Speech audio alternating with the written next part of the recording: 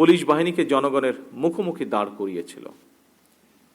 সেই অন্ধকার সময় পেরিয়ে এখন সময় এসেছে নতুনভাবে এগিয়ে যাবার। জনগণের সঙ্গে পুলিশের সম্পর্ক হবে আইনগত এবং মানবিক।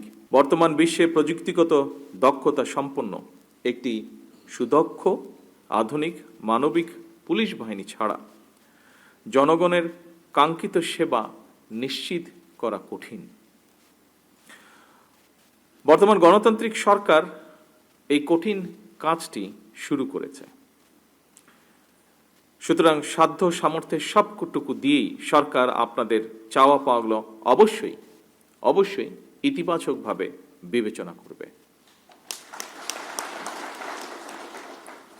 উপস্থিত পুলিশ কর্মকর্তা এবং সদস্যবৃন্দ, ফ্যাসিবাদ মুক্ত বাংলাদেশে গত 12ই ফেব্রুয়ারি অনুষ্ঠিত অবাধ, সুষ্ঠু এবং নিরপেক্ষ নির্বাচনে আপনারা সারা দেশে যথাযথভাবে দায়িত্ব পালন করেছেন। আপনাদেরকে গণতান্ত্রিক আমি জনগণের পক্ষ থেকে আমি জানাই অভিনন্দন। 200-র বেশি সার্ভিস ও ফিচারে লেনদেনের সব বিকাশ অ্যাপে সম্ভব।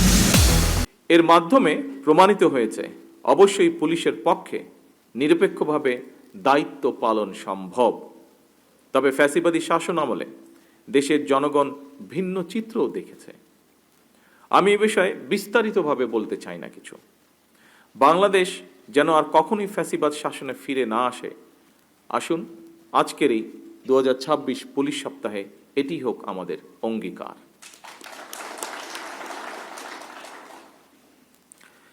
দেশের আইন শৃঙ্খলা পরিস্থিতির উন্নয়ন এবং জানমালের নিরাপত্তা বজায় রাখা বর্তমান সরকারের সর্বোচ্চ অগ্রাধিকার।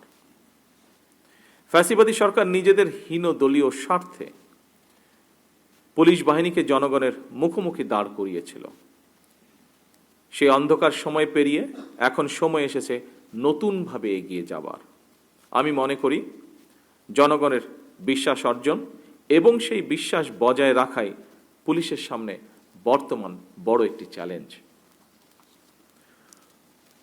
পুলিশের কাজ একটি, দুষ্টের দমন আর শিষ্টের লালন। জনগণের সঙ্গে পুলিশের সম্পর্ক হবে আইনগত এবং মানবিক। জনগণের সঙ্গে পুলিশের সম্পর্ক হোক আস্থা এবং নির্ভরতার। যে কোনো বিপদে আপদে জনগণ যেন থানা পুলিশকে তাদের নির্ভরযোগ্য আশ্রয়স্থল মনে করতে পারে। আপনাদের কাছে আমাদের এটুকুই চাওয়া। দেশে বর্তমান জনগণের ভোটে জনগণের কাছে দায়বদ্ধ একটি গণতান্ত্রিক সরকার প্রতিষ্ঠিত হয়েছে। এই সরকারের কাছে জনপ্রত্যাশা, যা অন্যান্য বক্তা উল্লেখ করেছেন তাদের বক্তব্যে, জনগণের প্রত্যাশা অনেক বেশি। বর্তমান সরকার যে জনগণের কাছে দায়বদ্ধ সরকার, আপনাদের কার্যক্রমে যেন সেটি প্রতিফলিত হয় সেটিও নিশ্চিত করা কিন্তু আপনাদের দায়িত্ব।